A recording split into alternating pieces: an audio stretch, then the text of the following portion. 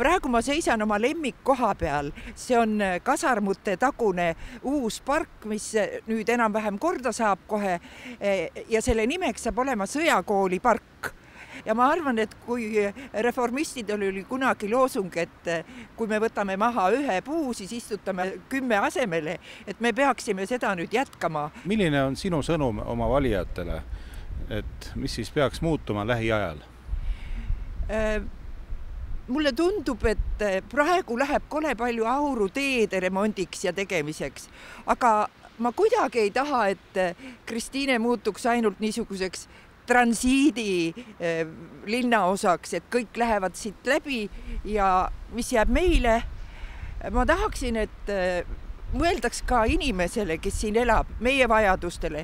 Meil oleks vaja raamatukogu, meil oleks vaja vabaajakeskust, meil oleks vaja ujulat, kus saab ujuda normaalhinnaga ja terviseradasid.